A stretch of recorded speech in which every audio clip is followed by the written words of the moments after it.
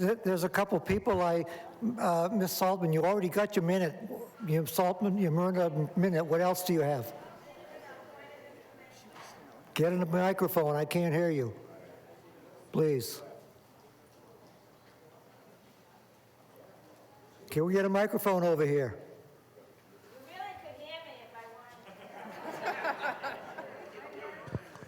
Yeah, but BCAT couldn't. Come on.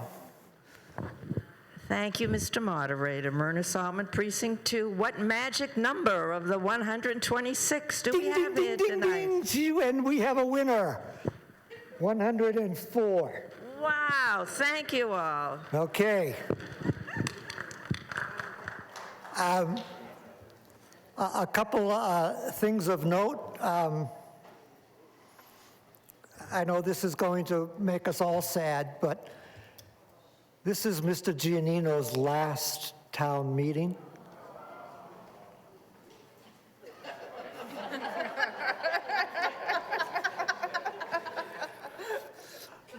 But more importantly, we need to introduce his replacement, DeRosa, please.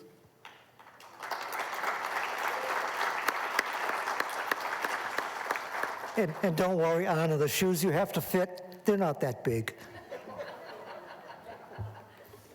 And one other thing of note, Christine Struhan, is she still here? Or did she leave? She snuck out. This probably was her last town meeting also. Sorry, Christine, I couldn't, you had to slip out on me. Okay, back to business. I would like to request the permission of town meeting to take Article 29 out of order. Do I hear a motion to such? Second, any discussion, questions, all in favor? I got a second. Because it is Article 29 renames one of the revolving accounts. So we really, and Article 3 gives the financial numbers for the revolving accounts. So we really need to rename it before we put money in it. Okay? So is that okay? All in favor? Opposed? Good, thank you. All right. Article. Now you have to vote on Article 29. Yes.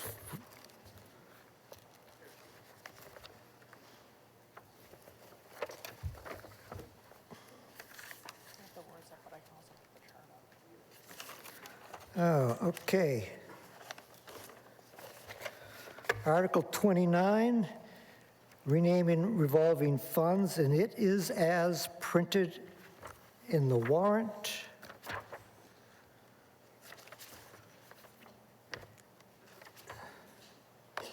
To amend, oh no, that's not the right one.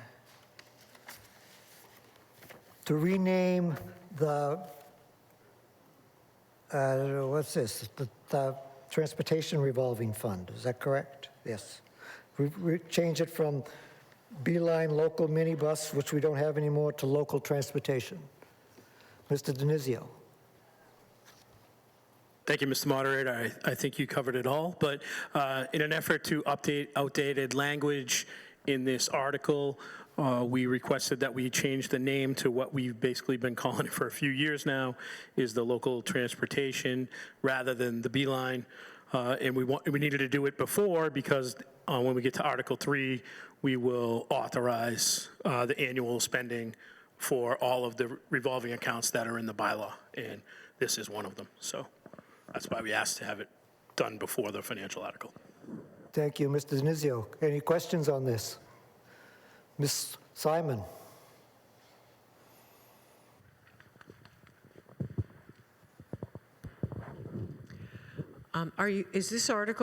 Is this vote asking us to approve all 7 of these name changes? Mr. Denizio. Yes, in Article 29, I'm not sure if it's 7, but it is to approve all of those changes that are in bold and underlined. Then my question is on E and F. I don't see any cross-outs, so I'm not quite sure, or underline in, actually in G. So are there changes in E, F, or G? No, they're not. Thank you. Anything further? All those in favor? Thank you. All those opposed? Article 29 passes. Okay, now let's move to Article 3.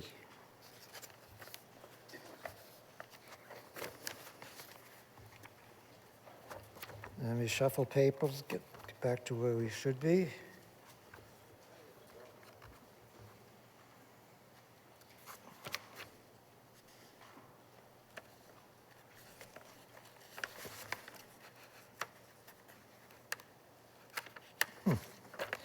Anyway, I seem to be missing that page. Wonder who put my book together? Oh, that was me. Okay, Article 3 is Authorize Revolving Accounts. It is as printed in the warrant. Mr. Denizio, please. Thank you, Mr. Moderator. This is an annual article we have to do every May. About 8 years ago, the law was changed, and these departmental revolving accounts that were set up by Chapter 4453E and a half were required to, used to have to reauthorize the article every year, and the law was changed, and you were to create a bylaw, and then all you would have to do was reauthorize the funding, the spending limit for each of those revolving accounts. So what you see in your backup is a memo that sort of tells you that, and the only change is to that local transportation fund that we just approved the name change to. We're also requesting an increase in the annual funding limit for that revolving account. It's important to note that this doesn't cost any money from, any additional money from the budget. It's just we're setting the limit of the amount of money we can spend out of that fund for next year. So we're asking for it to be $250,000, which is about right now where we feel like that program might normalize at. The program is very popular. This is the pilot, or it's no longer a pilot. This is the LIFT program that's run through the Council on Aging, and folks that are over 60, have a disability, and or are within 300% of the federal poverty limit can qualify to go through this LIFT program. And what happens is they pay the first $1, we pay the next 10, and then they pay anything beyond that. So the max it would cost us is $10 per ride. The program is popularity has grown. It started during COVID, and as you can imagine, wasn't very popular at first. So we really didn't know where this program was going to normalize at. We think maybe now we do, hopefully. So the spending limit we're requesting is $250,000. Questions on Article 3? Yeah, go ahead, Nolan. Mr. Glantz. Or Article 2, excuse me. Thank you, Mr. Moderator. Nolan Glantz, Precinct 1. Question about the Ice Palace account. It says the expenditure limit to be $36,000, but on the report that we got on the town finances, it said the balance is $290,000. Why are we limiting it to 36? Mr. Denizio. Thank you, Mr. Moderator. So the spending, the actual spending hasn't been near the $36,000. We don't anticipate to spend that whole balance, although we may, if we had some sort of capital need there or something like that. The Ice Palace Committee would come to us and ask for us to ask permission to increase that, and they haven't asked for that yet, so we don't anticipate needing to go over that amount. Follow up for me? Go ahead, Nolan. So in order for them to spend more, they would have to come and ask, but they could ask, and that would be town meeting thing or a selectman thing? Correct. It would need to be approved at town meeting to increase the annual amount. Is that what you asked? Yeah, it just seems odd to me that there's a bunch of money sitting there that they have to come back to town meeting in order for them to use for a capital project. It just seems like it would delay that whole process if they have a need. It just doesn't make sense why the money's sitting there but not ability to spend it. Mr. Denizio. Thank you, Mr. Moderator. I think very similar to other folks that have to come to get free cash to do it or things like that. So the process is very similar. They would submit capital request, and then we would send it to town meeting for approval. Same way with other departments that request from other funding sources. Thank you. Ms. Saltman.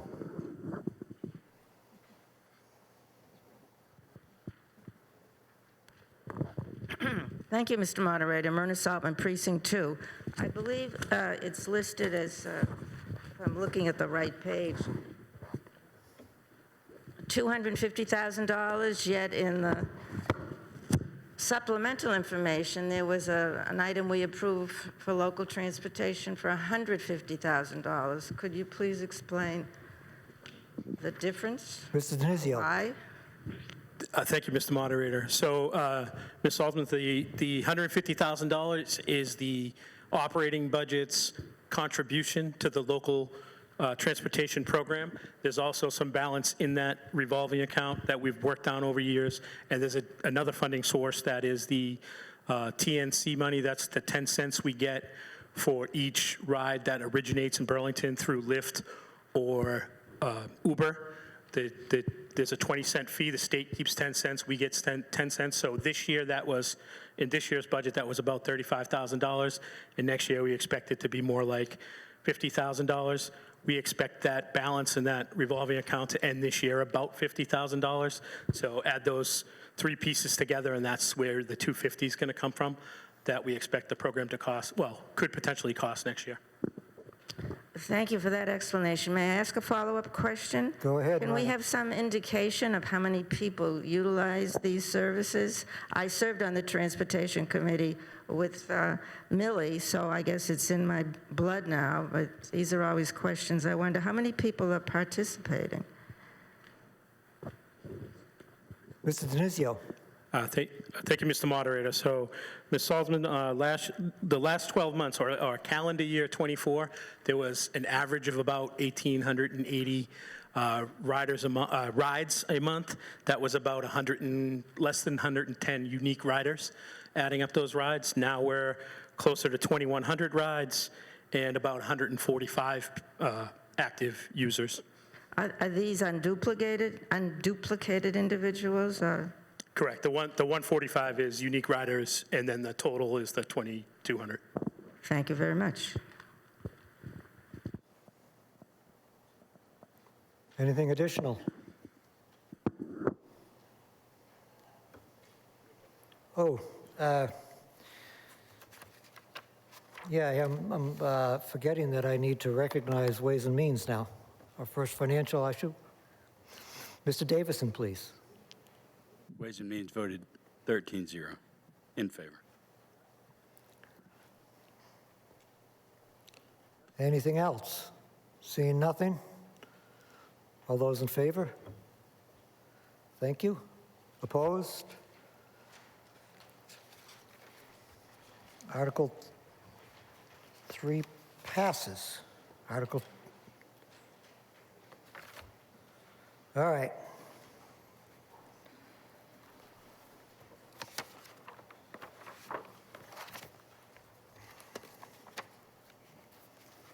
I'll give this back to you.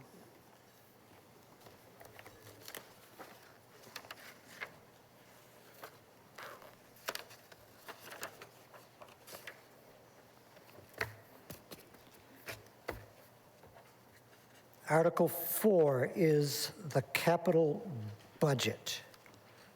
We tried to do this as a consent article and just vote a bottom line, seems to me last year, but virtually everything was held. So we will take Articles 4-1 through 4-29 as individual articles. So Article 4-1 is rifle replacement for the police department.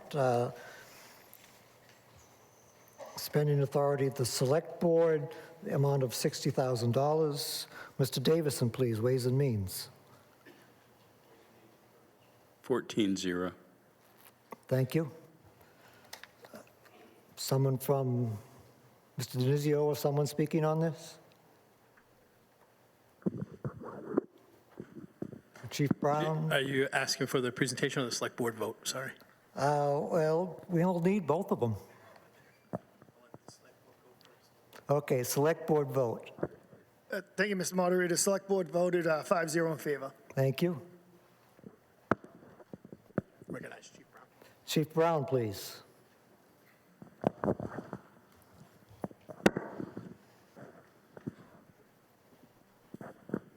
Thank you, Mr. Moderator. This warrant article is to replace the 29 rifles that we currently carry in our inventory through the department, as well as for 4 new less lethal launchers, which is part of our less lethal equipment that we carry through the cruisers. I'm happy to take any questions, but basically the 29 rifles, we've been carrying patrol rifles in the cruisers since 2002. Depending on who you speak to, the useful life of a rifle is about 10,000 rounds. At this point, the rifles that we're carrying have in excess of some of them 80,000 rounds. And what we're seeing is year to year, we're seeing an increased maintenance cost in trying to keep the rifles in cruiser ready and positioned to, use them, God forbid, should the worst things happen. So what we're seeing is failure in the rifle barrels and all the components. The gas rings on the bolts are starting to fail. And the biggest thing is we train with these so much, and we're doing them in less than good condition. So we could have officers that are proning out in the sand. They're shooting the rifle off. They're then jamming that magazine up into the well of the rifle, and sand is getting into the components. And as you can imagine, since 2002, with all the training we've done, it's time for replacement. I don't put these into the operating budget as a one-for-one type of replacement because we want to stay consistent in our training, so that at any point in time, any officer who's certified in the use of the rifle, at any point in time, any cruiser they happen to be into, that rifle is going to be ready and they're going to know how to use it. There's no change in the situation with the type of rifle that they're carrying. So that's why it's coming before you as it is in this warrant. Thank you. Thank you, Chief. We have a proposed amendment to this article from Mr. Campbell, who has an amendment to increase the amount of 4-1 to $68,500 to include purchase of an additional non-lethal weapons, an increase of $8,500 coming from free cash. Mr. Campbell, please, would you speak on this?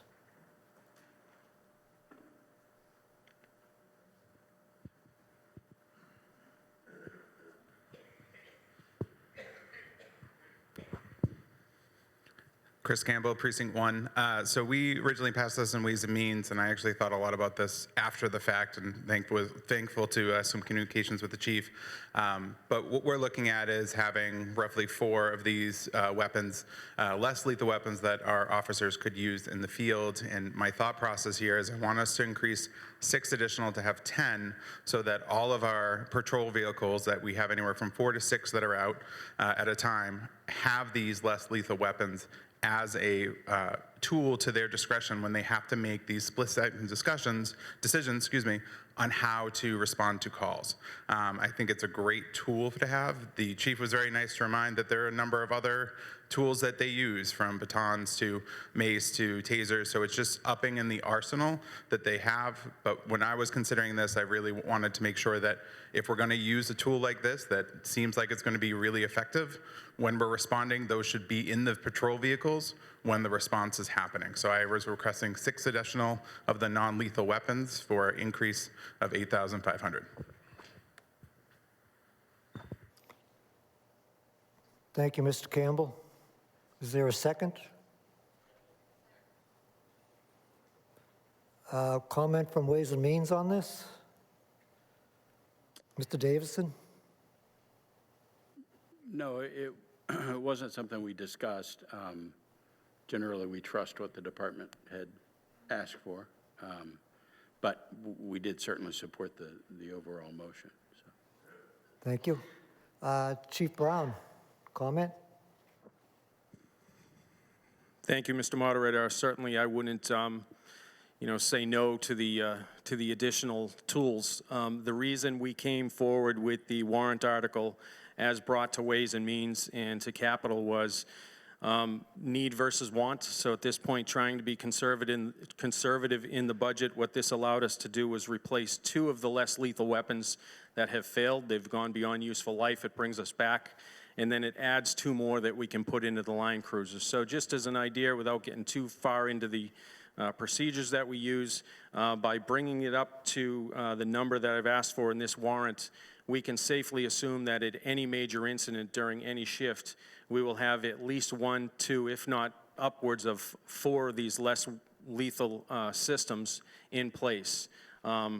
Because again, along with the battery of other tools that we carry on our belt, we felt that that was sufficient at this time. However, I will note that going forward in the future, it was our intent to add more of these to the inventory.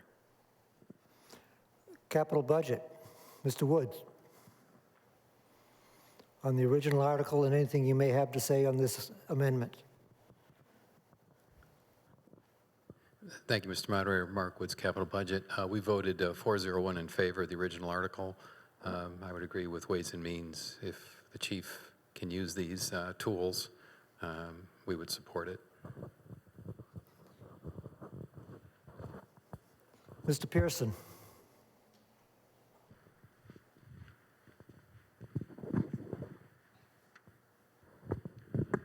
Monty Pearson, Precinct 3. Just a description, please, of what a non-lethal rifle is. Chief Brown, please. Thank you, Mr. Moderator. A less lethal weapon system, basically, if you were to, the best way I can describe it is like a shotgun, except instead of shooting out a shotgun round, it is shooting out the equivalent of what I would describe as a racquetball system. It's a rubber projectile, and we use that as a less lethal de-escalation tool. Mr. Clark. We were still speaking on the amendment.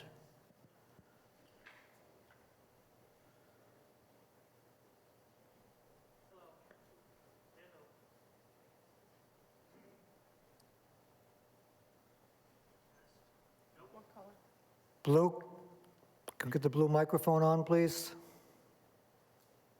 And you probably don't want to be pushing that button. Oh, we did? Here we go. All right. Thank you. Anthony Clark, Precinct 6. With the less than lethal 40 millimeter devices, are they specialized in any way to, are they just the like 40 millimeter under barrel things that I'm used to seeing, or are they specialized in any way to prevent loading of other rounds other than the racquetball size projectiles you were speaking of earlier? Chief Brown. Mr. Moderator, I'm sorry, I don't really understand the question you're asking. I mean, it is specialized in the sense that all of our officers are certified to use it, and it shoots one projectile. There's no other ammunition that's going to go through that weapon system. All right, thank you very much. Mr. Davison, we're still speaking on the amendment. We'll get back to the main motion if this passes. I want to make sure that I wasn't misunderstood, because I think Mr. Woods not mischaracterized, but showed that I was misunderstood. So Ways and Means did not address this motion. I would say that in general, we push department heads very hard to do needs versus wants. And so when the chief asked for the number of non-lethal that he asked for, we felt like that was appropriate. Also, in the subcommittee that I happened to attend, I believe we did talk about it in terms of what the real need was, and as I believe the chief alluded to, The thought is that if one officer shows up to a scene, he's not likely going to pull that weapon out. And once you have two or more at a scene, you're going to have an option to have this less lethal weapon along with their other less lethal. So I don't want to set a precedent for, without committee discussion, then coming in and adding on to what was requested formally by the department. Thank you, Mr. Davison. Anything further? Okay, now we are voting on the amendment, whether you wish to change the amount by $6,800.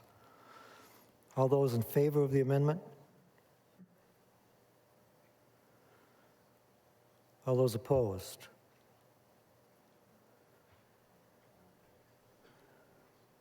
Let's try that again. All those in favor, please stand.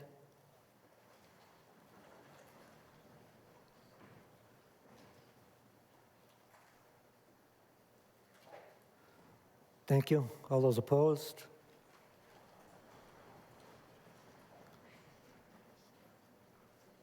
I think it's clear that there's not a majority in favor, so the amendment fails, which brings us back to a discussion of the main motion of $60,000 for rifle replacement. Mr. Lieber, is that correct? That brain cell's still alive. Thank you.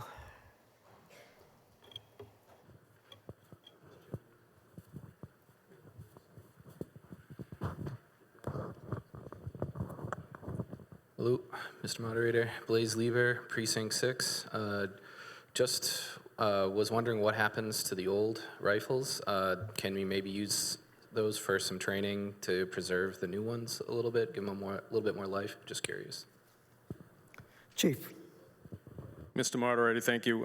So what we normally do in any weapons purchase is we will trade these in to an authorized dealer, and then they take custody of them. That doesn't mean that we won't maybe keep one or two in the armory for exactly that same reason, as well as for spare parts. But traditionally, whatever we buy, we're going to also trade back in the used weapon systems. Thank you. Mr. Boyven, and then we'll get to Mr. Pearson. Thank you, Mr. Moderator. Bill Boyven, Precinct 1. I have no concern whatsoever with the purchase of the rifles. I would like to make sure that the department has the tools that are safe and effective. My question is the second item on the bill, the hearing protection devices. I didn't see any justification in the warrant article or the backup to justify buying new hearing aid. I assume we already have some. Do they need to be replaced? And then why does one cost $649? Aren't they just, maybe I'm being naive, but aren't they just a pair of earmuffs that you put on? Chief Brown, please. Thank you, Mr. Moderator. Actually, what those are, Mr. Boyven, is they're a component that goes on the rifle itself, and it suppresses the muzzle fire, the sound that's coming out of the muzzle. So it's actually a component that's put onto the rail system of the rifle. So when we're shooting at a neighborhood range, you know, it's less disturbing to the neighbors, but also if our ear protection came off, it's not quite as drastic on the eardrum. I wasn't picturing that at all. In normal use, when it's in the vehicle and you need to use it, would that device be attached to it or not? Yes, it would. Okay. Mr. Pearson.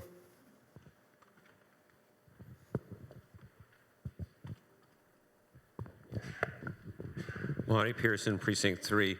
How often per year are these rifles used for a situation? Not on the practice field, but dealing with members of the public. Chief Brown. Mr. Moderator, you know, that anytime we would deploy these, or most times we would deploy them in a situation you're talking about, would be a use of force. So, so I don't misspeak. What I would like to do is if I could pass along to Captain Hannafin in his capacity as the operations captain. He may have a better handle on the amount of times we've actually used those in that type of situation. Okay, Captain Hannafin, please take off your town meeting hat and put on your captain hat. Thank you, Mr. Moderator. Thank you, Chief. Dan Hannaford, Precinct 2, but in this capacity, Dan Hannaford, Captain of the Burlington Police Department. So these rifles are brought to bear in various different situations. Sometimes they're brought to bear to determine what exactly we're dealing with. For instance, some of you may have been aware of the situation that happened at the mall last night. We had an incident where there was the potential for an issue at the mall. Those rifles are there and available for us, God forbid something were to happen. So if there is any type of gun call where we have those sporadically throughout the year, it's tough to give an exact number, but I would say in somewhere in the vicinity of maybe between 12 and 15 calls a year where we have a serious gun incident that would require us to respond in kind, not necessarily using those weapons, firing them, but having them available to us to deal with whatever the potential threat is. So I would say somewhere in that vicinity, anywhere between 10 and 20 times over the last 5 years, I would say, a year, 10 and 20 times a year would be a rough estimate of when these would come out of the cruisers for potential use. There's occasions where we would use them. We are a member of NEMLEC, which is a regional law enforcement council, and we might use those in a capacity in another town as a mutual aid, for instance, but also in Burlington for various calls that happen, and they unfortunately do happen. So.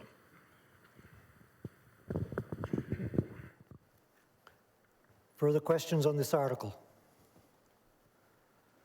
Ms. Angelo.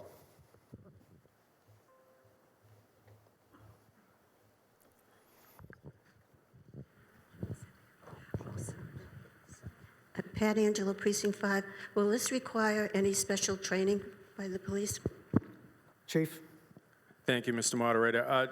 No, Mrs. Angela, we actually train on these systems all the time, so there'll be no gap in the training records for all the officers. It's going to be the same system that we're used to since 2002. Okay. Another subject. I hate the one-color police cars. It was very comforting to see, the black and whites going through town. The one color, they blend in. There's got to be 1,000 SUVs the same color, and it's very not comforting not to see the police cars cruising the town when they're in the two colors. Whose decision was that? It's horrible. Mr. Moderator, duly noted, and I will take the hit for that, Mrs. Angelo. But having us blend in is part of the reason. But thank you for your input.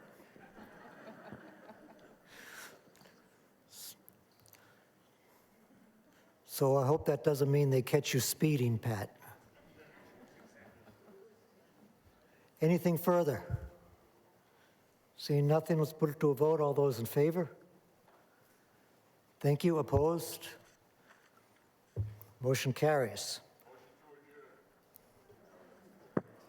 There's a motion to adjourn. Is there a second?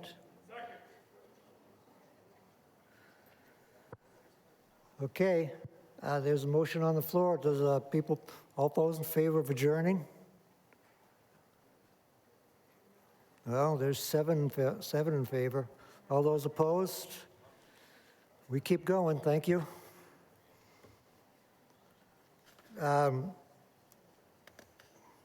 Article 4-2, Police AED Replacement under the Select Board, $32,000. Mr. Davison, please. Ways and Means approved this 13-0. Thank you. Select Board? Thank you, Mr. Moderator. Select Board voted 5-0 in favor. Thank you. Capital Budget?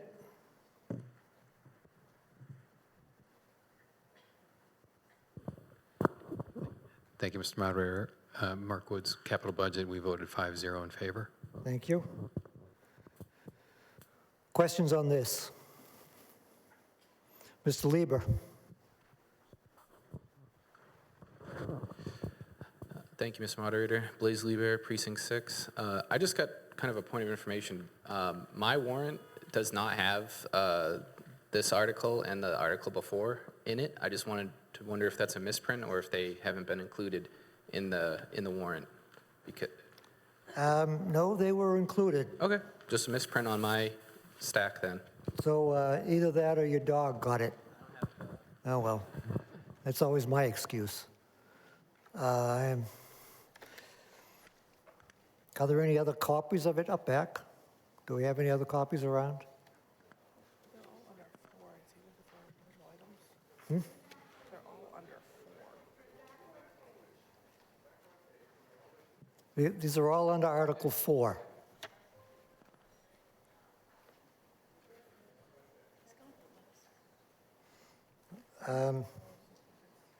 All right, back to this article. Any questions on this article? Seeing none? All those in favor of the AED replacement? Thank you. Opposed? Article 4-2 passes.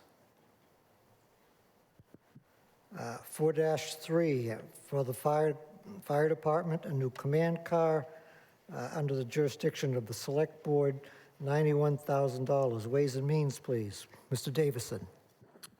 Ways and Means voted to support this 13-0. Thank you. Select Board. Thank you, Mr. Moderator. Select Board voted 5-0 in favor. Capital Budget.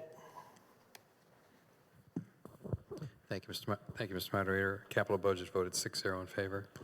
Thank you. Questions on this article? Mr. Young. Thank you, Mr. Moderator. A couple of questions. I understand that items like this come off, I guess, the state bid list, and the pricing is generally pretty good. My first question is, I can't tell. I mean, was there another pricing for, let's say, a Ford or a Dodge?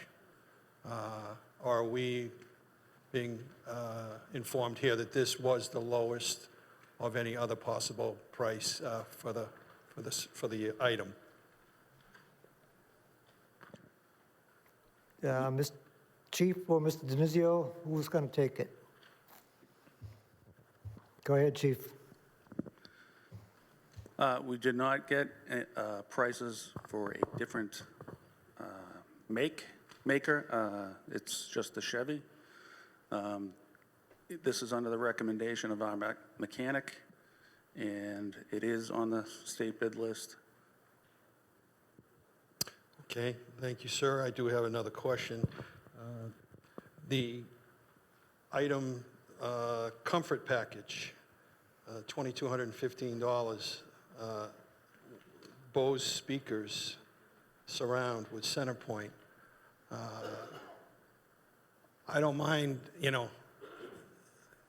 a basic vehicle. I mean, you deserve a good, safe vehicle. I'm not questioning that. But I'm wondering if there was another option that had some different speakers and some other things here that seem to be, something someone might like in their personal car, but this is a business. Is there any way that a comfort package would be something different and get us to a lower price point? Thank you. Chief. Yes, there is. Thank you, Chief. Anything further? Ms. Simon.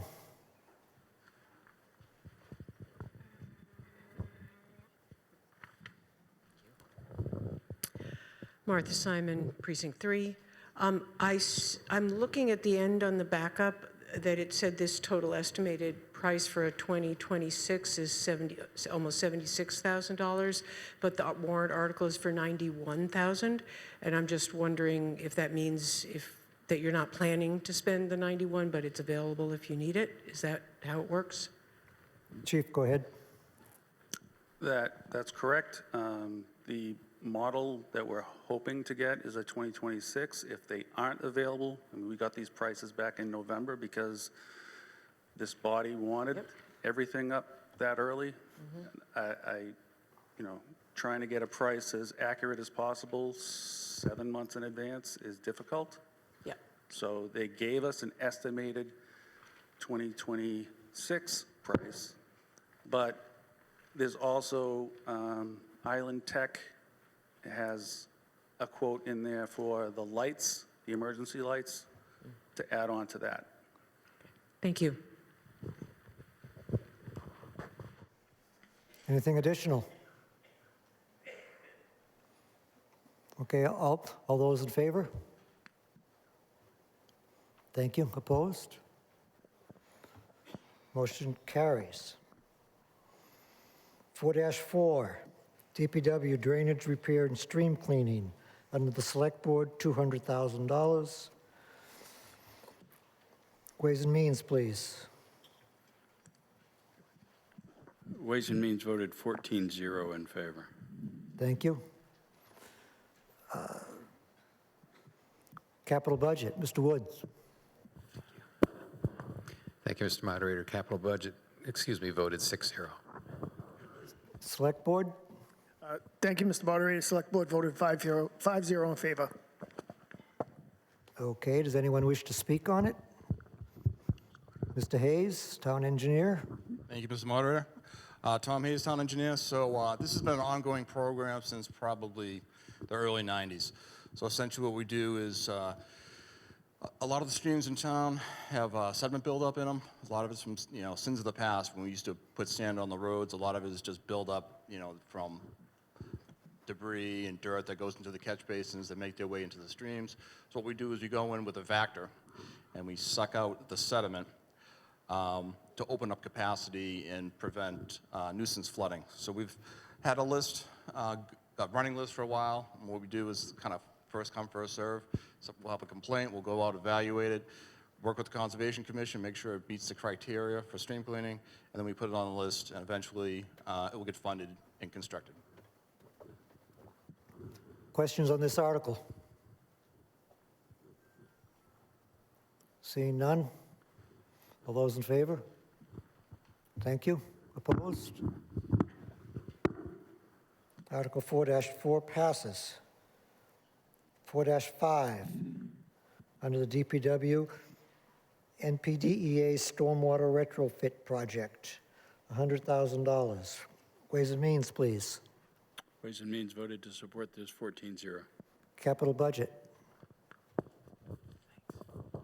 Thank you, Mr. Moderator. Capital budget voted 6-0. Thank you. Select Board. Thank you, Mr. Moderator. Select Board voted 5-0 in favor. Thank you. Mr. Hayes, please. Moderator. So we have a stormwater permit through the EPA, and we're required under that permit to keep 5 properties, mostly parking lots, town parking lots, on the list to be retrofit. So we have to take the drainage system, evaluate it, and upgrade it to current standard. So currently we have, actually this is the second time we've done it. We put $100,000 every 2 years. We pick a project, and typically it's a project that we're paving, that we have a parking lot that's being resurfaced, and we'll select that parking lot, and then we'll upgrade the drainage to the current standard as much as we can. Well, as much as $100,000 will go. So we did Lower Simons, the Lower Simons Park. We did an upgrade there with drainage last year. Originally, the high school parking lot was targeted, but since the high school is undergoing a renovation, we will be probably looking at Town Hall next year to upgrade the drainage there because that's queued up for resurfacing. Thank you, Mr. Hayes. Questions on this? Seeing none, all those in favor? Thank you. Opposed? Article passes. 4-6, TPW vehicle replacement. Under the Select Board, $735,000. Mr. Davison, please, Ways and Means. Ways and Means supported this 14-0. Thank you. Mr. Woods, Capital Budget. Thank you, Mr. Moderator. Capital budget voted 6-0. Select Board. Thank you, Mr. Moderator. Select Board voted 5-0 in favor. Someone wish to speak on it? DPW Superintendent. Thank you, Go right Mr. ahead. Moderator. So these are pretty much replacements, no new vehicles. However, we are proposing to replace the cemetery backhoe with 2 smaller independent machines that basically function of one of each. So there's a mini excavator that would handle the excavating portion that the backhoe does, and then there's a mini loader. The reason for splitting it up is the newer, we looked at the equivalent backhoe, and they're making them wider and bigger, and the spaces that we're getting into now at the cemeteries we're getting into the older sections where it's tighter. So the bigger footprint would not be desirable, and then the additional benefit would be is that the machines have less weight, so that hopefully they cause less damage when the ground's wet or in the winter. So it is slightly more. We looked at it. It's about 20 to 30,000 more to break it up into 2 different pieces of equipment. But again, we think the benefits outweigh that increase. The other vehicles are just strict replacements. They're going on pretty much 13 years old. There's a water dump truck. That's our main dump truck for our water division, water and sewer division, and then our bucket truck for our highway division. Both are 13 years old, and we are still dealing with lead times that are pretty excessive. We're still waiting on 2 from last year that we asked for, so we're being told we'll get them, and it might be 18 months. And then we're still waiting on 1 from the year before, so that's over 2 years lead time. So 13 years of age plus all that lead time, we think it's time to replace these. Thank you. Questions on this? Seeing none, all those in favor? Thank you. Opposed?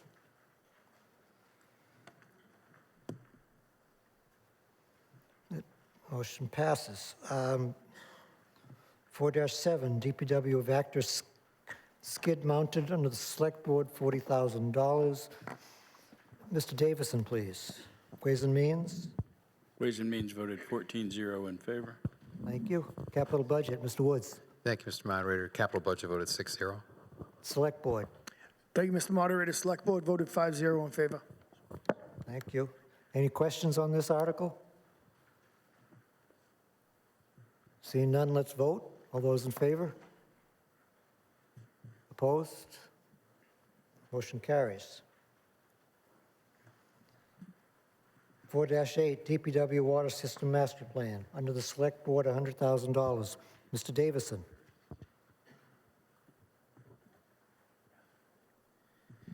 I'm sorry.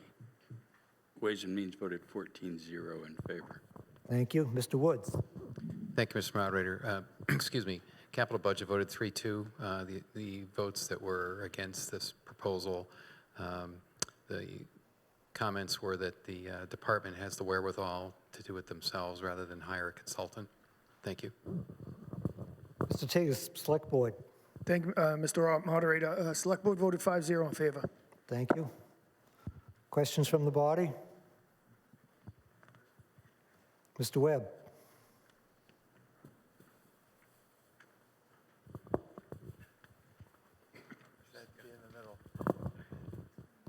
Thank you, Mr. Moderator. Hello. Okay. Dave Webb, Precinct 7. Just ask a basic question. How many water storage tanks are there? I think there are 3, right? As I read somewhere. Go ahead. Thank you, Mr. Moderator. Yes, there's 3. Mr. White. And I also heard the Blanchard tank was going to be retired or has been retired. So what is the situation in terms of all 3 tanks as far as repairs and so forth? That is what the study would do. So part of the study is kind of twofold. One, we've had some items of storage tank, standpipe maintenance on our capital plan. So before we start investing in repairs for standpipes that may not be needed anymore, we'd like to revisit the standpipe situation. The other half of the study would kind of be to, when we connected to MWRA, we had an engineering study that was done and a hydraulic model that was built that by calculations prove that, we should get 6.5 million gallons max day. That's not field tested. So the idea would be is, when we get phase 2B completed or throughout the process of 2B, we will do real in-field testing to verify that the hydraulic model is accurate. And then based on the numbers that we are getting, the pressures, the flow rates, and what that new source water, how that will affect how fast our tanks rise and lower, then they can provide a recommendation as to should we discontinue one of them, should we convert it to a different style that's more for pressure rather than storage, and that type of thing.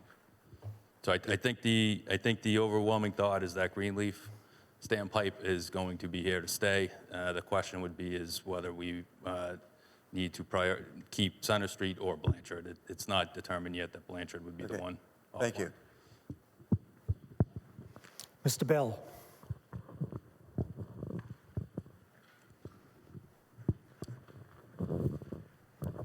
Thank you, Mr. Moderator. Roger Bell, Precinct 6. Just following up on how capital budget voted on this, through you, Mr. Moderator, what is the capacity of your department actually doing this study? Why did you feel you needed to go out if they thought there was a possibility you might be able to do it? Mr. White. Thank you, Mr. Moderator. Hydraulic modeling is a pretty niche expertise. It takes years and years of basically modeling systems day to day to be able to do it. We don't have the software. In order to do that hydraulic modeling, would be spending thousands, tens of thousands on modeling software. And we're general civil engineers. What we need is somebody that does heavy water service, water system analysis. Okay, thank you. Anything further? All right, all those in favor? Thank you. Opposed? Motion passes. 4-9, under the DPW, Greenleaf Tank Mixing System, and Select Board Spending Authority, $300,000. Mr. Davison, please, Ways and Means. Ways and Means voted 14-0 in favor after a long and informative discussion. Thank you. Mr. Wood. Thank you, Mr. Moderator. Capital budget voted 6-0. Thank you. Mr. Tius. Thank you, Mr. Moderator. Select Board voted 5-0 in favor. Thank you. Questions from the body on this? Ms. Wang.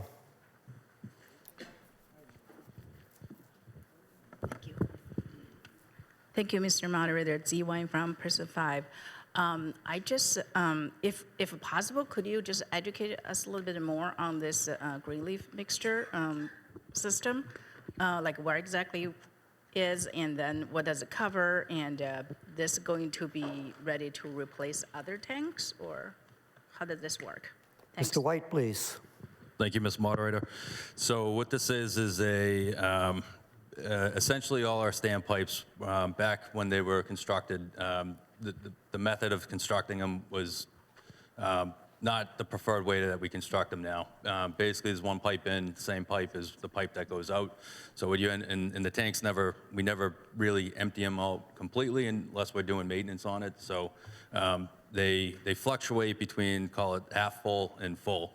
And with the one pipe that comes in, it fills it, but it leaves kind of the top half in the tank of water that doesn't really get mixed around. And that portion of the water gets stagnant. We have water quality issues, primarily in the summertime. Is when the water warms up and there's additional demands on the water biology.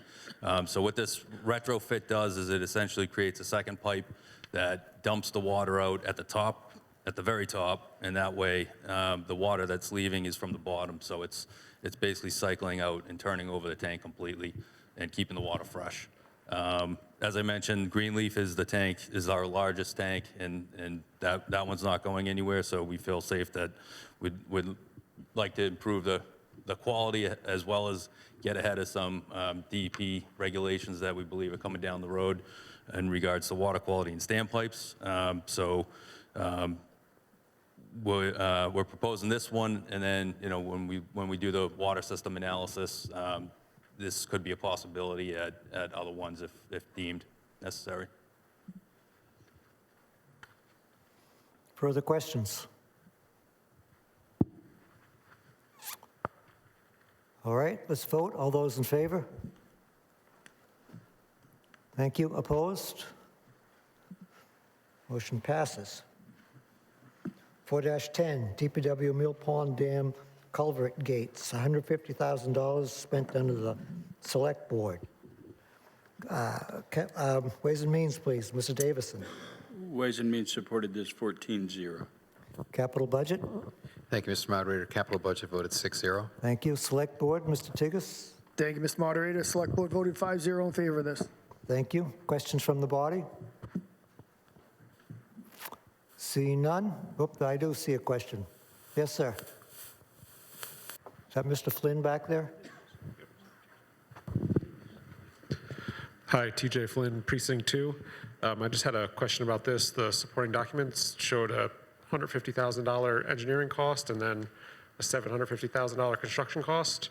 So is this, just to clarify, is just for the engineering? Correct. Anything further? All right, all those in favor? Opposed? Motion carries. 4-11, under the DPW, PFAS clay media pilot, $220,000. Mr. Davison, please. Ways and Means voted 14-0. Thank you. Mr. Webb. Thank you, Excuse me, Moderator. Mr. Woods. Thank you, Mr. Moderator. Capital Budget voted 5-1. Thank you. Mr. Tigas. Thank you, Mr. Moderator. Select Board voted 5-0 in favor of this. Thank you. Questions from the body? Ms. Wang, and then we'll get to Mr. Boyven. Thank you, Mr. Moderator. Zi Wang from Person 5. So this clay media that is on top of the current filter or like replace it eventually? I just don't really understand what does this media do, because when I read it, there's also other materials like corn coconuts that also help with the PFAS. And I don't know like how long, I have a hard time to read my own handwriting. How long does this last compared to other filter media, and how much money are we talking about to save eventually? Mr. White, please. Thank you, Mr. Moderator. So this is an alternative to what we have. So if you remember during the PFAS filter construction, we looked at the time there was really 2 approved media type that were approved to remove PFAS. There was activated charcoal and ion exchange resin. And so when we did the piloting, same thing, you build these small little filters. They don't go into the system, but you're able to sample it and see how well they perform removing PFAS. Only the ion exchange really showed removal capabilities compared to the activated carbon. We have some theories, and perhaps there could be methods around that would make it an option down the road. However, since then, DEP has approved this clay material. My understanding is this clay material has been used in environmental cleanup for quite some time. PFAS is kind of new, so it hasn't really been widespread for PFAS, but they've shown success in removing PFAS. There's a lot of hesitation to make any promises because the pilot study is what's going to show us how long it's going to last and how quick we need to replace it. But the guess is that it might be a third less of what the ion exchange resin is. So if this was successful, we need the ion exchange resin roughly needs to be replaced every 18 months and is roughly $1 million for 3 filters. We believe this If it works out well, it might not, but if it does, maybe it's 700,000. And so if it does work, we expect the payback period to be pretty quick. It also gives us a second type of media if it's successful, that if there's an issue sourcing and buying the resin, we can always switch to a different type of media without violating PFAS levels. Mr. Boyven, you had a question? Well, I had more questions, but Z stole a couple of them, so. But it did raise another question. What are we using now? We're using the carbon, the activated carbon? Or what is this ion thing that you're talking about? So we're using the ion exchange resin. It's basically little beads that based on the chemical imbalance, it attracts the PFAS. The activated carbon we looked at, and what the belief is that there's the high levels of TOC that's in Mill Pond, that the activated charcoal is collecting the TOC rather than the PFAS. So when this was built, this new treatment part of the water system, it was carbon, right? It was the activated charcoal?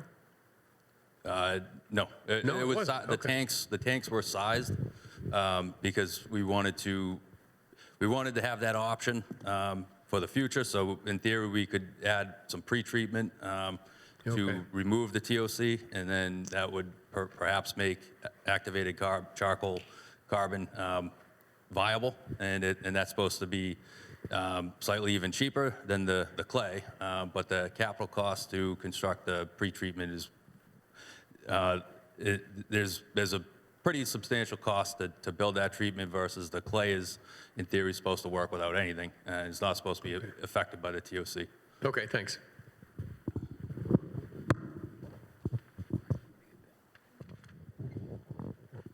Yes, ma'am. Ms. Wiskowski. UBS. Sarah Walensky, Precinct 5. I have another question for Mr. White, which is this clay substance a drop-in replacement for the existing ion, rosin, whatever it was you mentioned? Or is there a new support structure or other kind of premise needed to hold it in place? I'm just wondering, is this just a simple drop-in replacement, or is it more complicated? Mr. White. Thank you, Mr. Moderator. It should be just drop-in. It should, all three sources the tank should be designed to basically just retrofit with all of them. Great, thanks. Anything additional? Seeing nothing, all those in favor? Thank you. Those opposed? Motion passes. Thank you, Mr. White. You're off the hot seat. 4-12, conservation vehicle replacement, to be spent under the Select Board, $42,000. Ways and Means, please. Mr. Davison. Ways and Means supported this 13-0. Mr. Woods. Thank you, Mr. Moderator. Capital budget voted 6-0 in favor. Thank you. Select Board. Mr. Priest. Thank you, Mr. Moderator. Select Board voted 5-0 in favor. Thank you. Questions from the body? Mr. Young.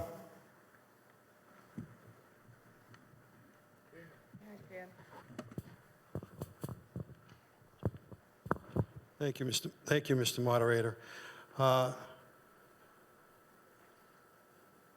I was noting on some of the comments and the alternatives considered.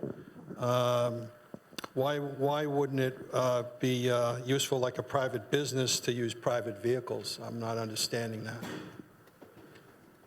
Eileen, go ahead. Conservation. Eileen Coleman, I'm the Conservation Administrator. We have an existing conservation truck that is 18 years old. The staff almost always uses conservation vehicles when we can.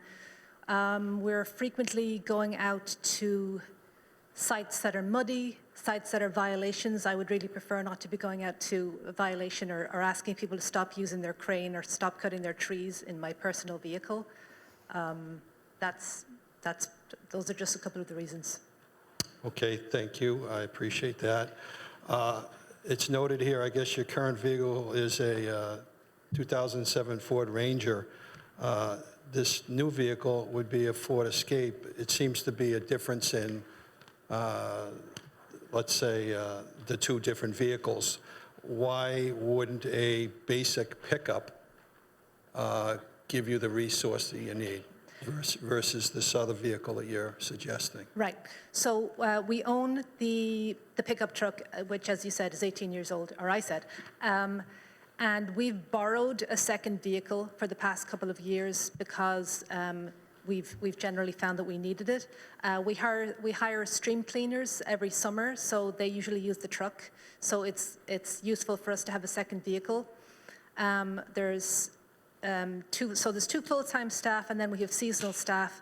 And then for 6 of the past 8 years, we've also had stormwater interns who are also sampling stormwater pipes. So we have a lot of use for extra vehicles. When I was looking at a second vehicle, I was initially looking at replacing the smaller car that we have because we knew that that was going to not pass its testing in January or February of this year, and that's what happened. That's why I initially put the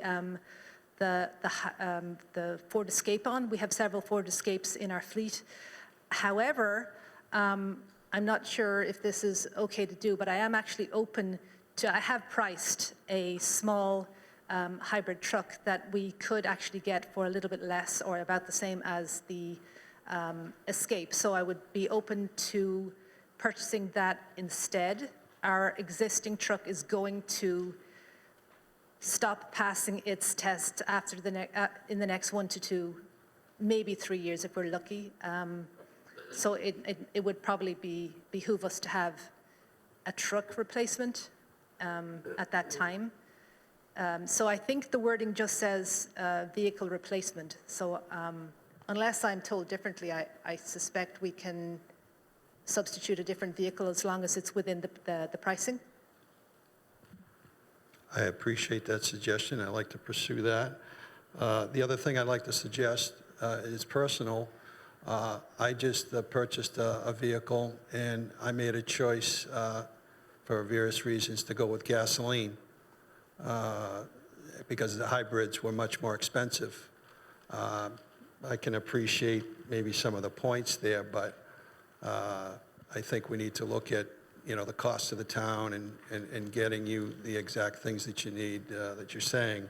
But I'd like to find it at a better price point, and I'm glad that you opened that. I don't personally know how perhaps to facilitate that, but I'd like to have another option for the town meeting members to look at.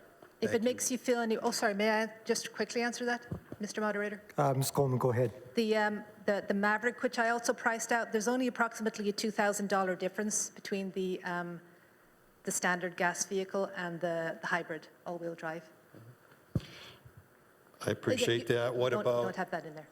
I mean, at this point, there could be another Ford Ranger that could get the job done for you. So anyway, I hope this has opened up some eyes to thoughts of other options that would be more, let's say, more cost-effective for the town. Thank you. Ms. Wang. Then we'll get to Mr. DeBona up the back. Thank you, Mr. Moderator. It's Wang from Person 5. I think this vehicle is great. We just proved like over $1 million for other department, all the vehicles. And then compared to this one, another $2,000 a pickup truck, or even as a hybrid, we got to think about long run. That pickup truck might cost more on gasoline, And also this one, we can probably put 4 or 5 people in there if a couple of commissioners want to go on the site visit together. So I'm just saying, like, if they like this truck, this, SUV, and I think we should just approve for them. Thank you. Mr. DeBona.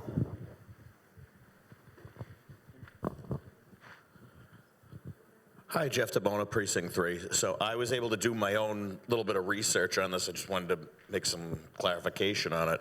So initially, like Eileen said, it was the Escape, and then she found out about the Maverick. I think the Maverick is a great choice for what it is. It's cheaper than a Ford Ranger. A Ford Ranger is more of a mid-size truck now instead of a full size. The Maverick is a little bit smaller, but it has full 4 doors. It can accommodate if they need to carry shovels, if they need to pick up a bag of trash or something. It's just a nice, well-rounded vehicle, and like she said before, the hybrid actually doesn't cost that much more. It's about $2,000 for the hybrid, and it was questionable whether it was available. All-wheel drive wasn't available, and it turns out it is, and the state is actually buying a lot of them. In the business that I'm in, I have a few customers that actually have them, and they enjoy them, and they get like 50 miles per gallon with them plus, and they really enjoy it. So I think it would be a good addition to the town. Thank you, Mr. DeBona. Anything else? Can I mention one thing to the town meeting? No? It's just where the money's actually coming from. The money's coming from free cash. No, it's not. It's actually It's coming from the wetlands fund. It's coming from the wetlands fund. I It's just- noted in the, it's noted in the, I didn't note that when I spoke. it's noted in the, in the article, so. Mr. Pearson?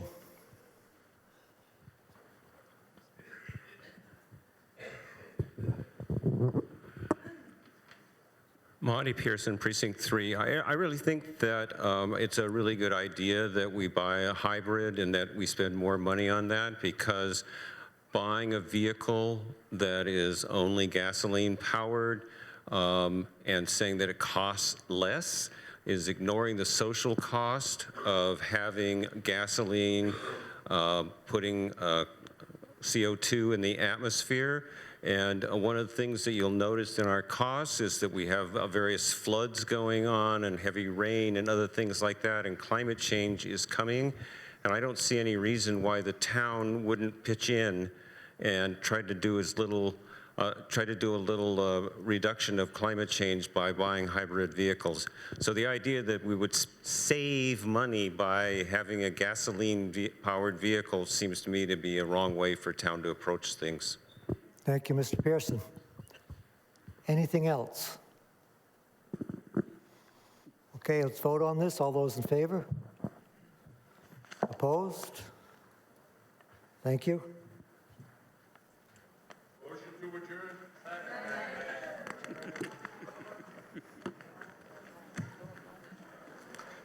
We have a motion on the floor to adjourn.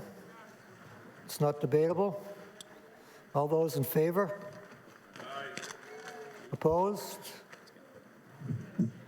It's clear that people want to go home. We're done for the day. We will see you Wednesday at 7 o'clock.